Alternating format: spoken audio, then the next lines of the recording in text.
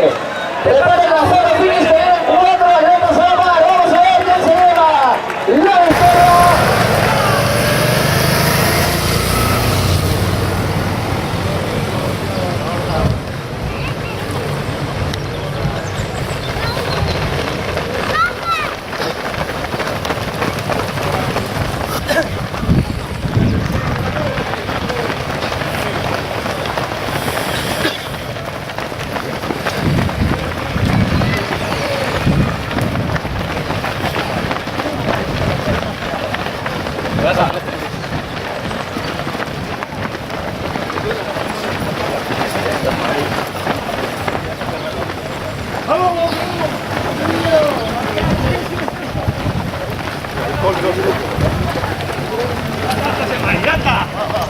Ya está el reloj suizo.